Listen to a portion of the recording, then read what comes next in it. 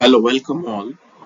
आज हमारा जो सेशन का टॉपिक है, जो प्रेजेंटेशन है, जो ट्रेनिंग है, वो है फायर वॉचर। फायर वॉचर हम लोग देखते हैं, सुनते हैं बहुत बार। वैकेंसी निकलता है न्यूज़पेपर में, इंटरनेट में कि फायर वॉचर आर रिक्वायर्ड। तो आज हम लोग सीखेंगे कि फायर वॉचर कौन होता है, क्योंकि बहुत सारे ऐसे फ्रेशर्स होते हैं सेफ्टी के फील्ड में। बहुत सारे न्यू ज्वाइनर्स होते हैं, बहुत सारे जो फ्रेशर्स हैं जिनके पास नॉलेज, इफिशिएंसी और स्किल कम होता है। तो शुरू में वो कुछ प्रोजेक्ट्स और assignments as a fire watch भी ज्वाइन करते हैं, सीखते हैं और आगे बढ़ते हैं। बहुत सारे फायर वॉचर्स ऐसे होते हैं। तो हम लोग सीखेंगे कि फायर वॉचर आखिर कौन होता है, कि जो हमारा ट्रेनिंग का जो कंटेंट है आज हमारा, डेफिनेशन ऑफ फायर वॉचर, के फायर वॉचर किसे कहते हैं, और दूसरा है कि duties and responsibilities of fire watcher, कि उसका क्या क्या काम होता है फायर वॉचर का। फायर वॉचर बनने के लिए हमको क्या क्या करना होगा। हम अगर काम करेंगे as a fire watcher site में, तो हमारा क्या क्या रिस्पॉन्सिबिलिटीज होगा, क्या क्या हमारा कार्य होगा, क्या क्या हमारा ड्यूटीज होगा। तो सबसे पहले हम लोग देखते हैं कि डेफिनेशन ऑफ फायर वॉचर। तो डेफिनेशन ऑफ फायर वॉचर मतलब फायर वॉचर कौन होता है। तो फायर वॉचर एक ऐसा बंदा होता है, एक ऐसा वर्कर होता है जो कि जिसको बेसिक फायर फाइटिंग जिसको आता हो, ठीक है ना, जो समझता हो कि कैसे इस्तेमाल करना है फायर एक्सटिंग्विशर, कैसे इस्तेमाल करना है फायर होसरी, और जहां भी हॉट वर्क एरिया होता है वहीं पे उसको असाइन किया जाता है। तो उसको एकदम नजदीक में नहीं रहना होता है फायर वॉचर को। हॉट वर्क के अराउंड उसको 7 to 8 मीटर के रेडियस में आसपास रहना होता है, और अपने ही पास करीब में उसको फायर एक्सटिंग्विशर उसको रखना होता है। फायर एक्सटिंग्विशर जब वो रखे तो उसको इंश्योर करना है कि फायर एक्सटिंग्विशर जो है वो प्रेशराइज्ड है, और उसको इंश्योर करना है कि ये उसका जिम्मेदारी है, उसका काम है कि जो हॉट वर्क हो रहा है, तो कोई वेल्डिंग कटिंग हो रहा है किसी एरिया में, मेरे एरिया में, तो किसी तरह का फायर ना हो। कोई जलने वाला कोई पदार्थ है, कोई मटेरियल है, अगर कोई फ्लेमेबल मटेरियल है तो उसको इन्फॉर्म करना सुपरवाइजर को। और छोटा मोटा अगर मटेरियल है इस तरह से अगर, तो वो खुद भी वहां से हटा सकता है वो, ठीक है। जैसे पेपर है, कार्टून वगैरह का पूरा पैकेट है, ठीक है।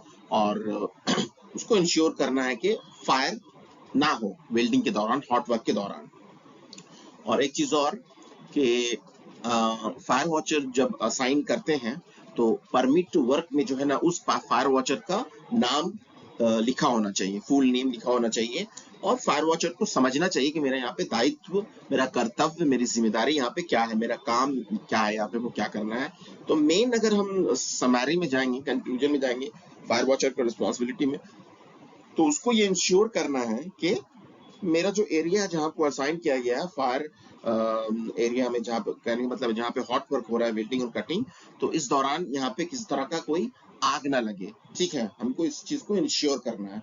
और अगर छोटा मोटा आग लगता है जो उसकी कैपेसिटी के अकॉर्डिंग है, जितना वो ट्रेनिंग उसको मिला है, जो और जो फायर एक्सटिंग्विशर है उससे वो आग बुझा सकता है, तो उस आग को बुझाने की कोशिश करे। नहीं तो अदरवाइज अगर अगर अनफॉर्चुनेटली अगर आग बहुत ज्यादा बड़ा लग गया है, ठीक है ना, बहुत बड़ा फायर हो गया है, तो उसको फायर अलार्म ऑन करना है, ठीक है। जो दूसरा हमारा इसका भाग है, जो दूसरा पार्ट है हमारा इस सेशन का, वो है कि duties and responsibilities of fire watcher. तो watch out for the fire hazard, उसको देखना है कि किस तरह का फायर हजार्ड तो नहीं हो रहा है, कोई किस तरह का फायर होने का चांस तो नहीं है। फॉर एग्जाम्पल अगर फोर्थ फ्लोर में, प्लांट में, अगर फोर्थ फ्लोर में अगर ग्रेटिंग्स है और उसके ऊपर अगर वेल्डिंग हो रहा है, और अगर उसका जो चिंगारी है, और कभी कभी क्या होता है, लापरवाही से वेल्डर्स जो होते हैं क्या करते हैं, जो लास्ट का इलेक्ट्रोड बचता है उसको जो है ना, कभी कभी उसको, हालांकि उनके पास बॉक्स होता है उसमें रखना होता है, लेकिन कभी कभी उनके हाथ से छूट जाता है, या केयरलेसली वो गिरा देते हैं नीचे। तो ग्रेटिंग्स में क्योंकि खाली जगह होता है, गैप्स होता है, ठीक है ना, तो वो नीचे गिरता है, ठीक है। या किस तरह का फ्लैटर है, और अगर नीचे कोई जलने वाला पदार्थ है तो उसमें तो नहीं गिर रहा है कहीं जाके, कहीं कोई पेंट है, कोई फ्लेमेबल मटेरियल है, ठीक है, कोई पेपर का पूरा बॉक्स है, कार्टून है, तो कहीं उसमें तो नहीं गिर रहा है, कोई केमिकल है जिसमें आग लगने का खतरा है, तो उसको इंश्योर करना है कि ये आग ना लगे, ठीक है। उसको एडवाइस बोलना है कि फायर ब्लैंकेट इस्तेमाल करना है, ठीक है। कहने का मतलब उसका कंप्लीट जो रिस्पॉन्सिबिलिटी है कि वेल्डिंग कटिंग हॉट वर्क के दौरान आग ना लगे। अच्छा, अगर आग लग जाता है, ठीक है ना, अगर आग लग जाता है तो उसको फायर अलार्म ऑन करना है और उसको कोशिश करना है कि वो आग को बुझाए अपनी सलाहियत के एतबार से, क्योंकि उसका जो ट्रेनिंग होता है वो बेसिक फायर फाइटिंग का ट्रेनिंग होता है, ठीक है। तो उसके हिसाब से अगर उसको लगता है तो वो आग उसको बुझा सकता है। नहीं तो अगर आग बढ़ा है, जैसा मैंने कहा पहले, तो उसको फायर अलार्म ऑन करना है ताकि इमरजेंसी टीम, जो फायर टीम है, इमरजेंसी रेस्क्यू टीम है, वो वहां पे पहुंचे साइट पे और फायर को कंट्रोल करे, फायर को एक्सटिंग्विश करे। अच्छा, वो अगर देखता है कि वेल्डिंग और कटिंग के दौरान अगर कोई हजार्डस कंडीशन है, कोई खतरनाक कंडीशन है कि अरे ये तो मुश्किल है, नीचे कोई केमिकल का पेंट का बहुत बड़ा कंटेनर है अगल बगल, या नीचे बॉक्स है, तो उसमें आग लग सकता है, तो वो तो उसको हटा नहीं सकता खुद से। तो वो अगर लगे इस तरह का काम के दौरान अगर के कोई अनकंट्रोलेबल सिचुएशन कहीं अराइज ना हो जाए, कहीं कोई खतरा का हालात पैदा ना हो जाए, तो वो काम को रोक भी सकता है और सुपरवाइजर को एक्सप्लेन कर सकता है, ठीक है। उसके बाद सुपरवाइजर अपने अकॉर्डिंगली जो सेफ प्रोसेस होगा उसको फिर वो अप्लाई करेगा वहां पे, ताकि किस तरह का काम की वजह से किस तरह का एक्सीडेंट फायर ना हो। अच्छा, एक चीज और जो नेक्स्ट पॉइंट है कि फायर वॉच जो होता है उसको कहाँ पे रहना होता है, जहाँ पे हॉट वर्क हो रहा है, वेल्डिंग और कटिंग। तो इसके लिए जो स्टैंडर्ड है वो कि अराउंड 8 मीटर के रेडियस में जो है ना उसको रहना होता है, ठीक है ना, फायर वॉचर को। उसको बिल्कुल हॉट वर्क जहाँ वेल्डिंग और उसके करीब हो रहने की जरूरत नहीं है, ताकि उसको भी तो, वो भी तो इंसान है, तो उसको भी तो आग से नुकसान हो सकता है, हीट से नुकसान हो सकता है। तो उसको 8 मीटर, 7 मीटर, 8 मीटर के रेडियस में उसको रहना है, और जहां वो रहेगा अपने नजदीक में वो फायर एक्सटिंग्विशर रखेगा, और उसको एक चीज इंश्योर करना है कि फायर एक्सटिंग्विशर जो वो प्रेशराइज हो। अच्छा, जब भी हॉट वर्क हो जाए, खत्म हो जाए, वेल्डिंग कटिंग हो जाए, वेल्डर्स वहां से चले जाए, लेकिन फायर वॉच को जो है ना 30 मिनट तक, आधा घंटा तक उस एरिया में खड़े रहना है। और सिर्फ खड़े रहने से मुराद ये नहीं, मतलब उसको प्रेजेंट रहना है, उसको थोड़ा एरिया को देखना है, ठीक है ना, घूम के देखना है कि कहीं कोई ऐसा तो नहीं, कोई चिंगारी है, कोई वेल्डिंग के दौरान स्पार्क निकला, चिंगारी निकला, या इलेक्ट्रोड जो है वो वेल्डर का लास्ट वाला वो गिरा, और वो किसी ऐसी चीज में जो है ना गिरा ताप, जो कि अभी हल्का हल्का हीट हो रहा है, लेकिन थोड़ी देर के बाद उसमें वो आग लग सकता है, ठीक है ना। तो उसको इंश्योर करना है कि उस एरिया में रह के थोड़ा घूम के अपने आसपास में एकदम नजदीक में ही सराउंडिंग में देख लेना है कि कोई आग लगने का तो ऐसा तो नहीं चांस है वहां पे, ठीक है ना।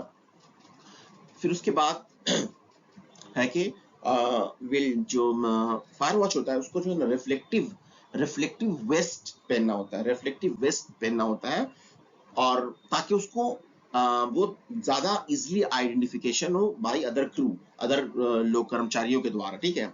और उसमें जो है ना फायर वॉच इम्बोज्ड होना चाहिए, ताकि उसका आसानी से उसका पहचान हो सके कि ये बंदा जो है ये फायर वॉच है, ठीक है ना। अच्छा, फायर वॉच को अगर हम किसी हॉट वर्क में असाइन करेंगे, वहां किसी काम में लगाएंगे, कहने का मतलब अगर एक हॉट वर्क एरिया में लगाएंगे तो उसका दूसरा कोई काम नहीं होगा, उसको कोई दूसरा जिम्मेदारी, दूसरा काम उसको नहीं दे सकते। उसको सिर्फ यही काम है कि उसको हॉट वर्क एरिया में जो पर्टिकुलर जो पॉइंट है जहाँ पे हॉट वर्क वेल्डिंग कटिंग हो रहा है उसके 7-8 मीटर के रेडियस में उसको हर टाइम प्रेजेंट रहना है वहां पे, ठीक है ना। और कोई काम उसको सुपरवाइजर नहीं दे सकता है, और वो कोई काम दूसरा कर भी नहीं सकता। उसका सिर्फ जिम्मेदारी है कि हॉट वर्क एरिया के पास ही रहना है और उसको इंश्योर करना है कि किसी तरह का आग ना लगे। अच्छा, जो फायर वॉच होता है उसको ये इंश्योर करना है कि वो ट्रेंड हो कि कैसे है उसको, कैसे फायर एक्सटिंग्विशर इस्तेमाल करना होता है, कैसे फायर होस रिले इस्तेमाल करना होता है, उसको इस सब चीज का स्किल होना चाहिए, ठीक है। अच्छा, फायर वॉच पर्सन जो है वो फिजिकली उसको इंश्योर करना है कि जो फिजिकली जो फायर फाइटिंग जो इक्विपमेंट है वो यूजेबल कंडीशन में है। अगर फायर होस रील है तो उसमें जो है ना वाटर हो, ठीक है ना, फायर वाटर पंप में वाटर हो, और अगर जरूरत पड़े तो तुरंत जो है ना यूज करे तो वाटर का फ्लो उससे निकले, ठीक है। कहीं ऐसा नहीं कि पाइप रख दी वहां से फायर वाटर पंप ऑफ, मतलब कि किसी वजह से वो मैकेनिकल रीजन की वजह से, किसी वजह से वो शट डाउन है, खराब है, वो सही फंक्शन नहीं कर रहा है, ठीक है ना। तो अगर फायर एक्सटिंग्विशर है तो वो प्रेशराइज होना चाहिए, ठीक है ना। तो ये सब चीज उसको इंश्योर करना है। अच्छा, उसके बाद कि अगर उसके जो हॉट वर्क एरिया जहाँ पे है वहां पे इंश्योर करना है कोई जलने वाला पदार्थ, कोई कोई पेपर का कोई बॉक्स, या कोई कपड़ा, कोई इस तरह का, अगर तारपोलिन, कोई फ्लेमेबल मटेरियल, कोई कार्टून का बॉक्सेस जो है ना, ऐसी जगह में आसपास ना हो, नीचे ना हो, जहां पे अगर चिंगारी गिरे तो आग लगने का खतरा हो, आग लगने का डर हो। तो ये सब चीज जो है उसका फायर वॉचर का जिम्मेदारी और रिस्पॉन्सिबिलिटी है। Thank you very much.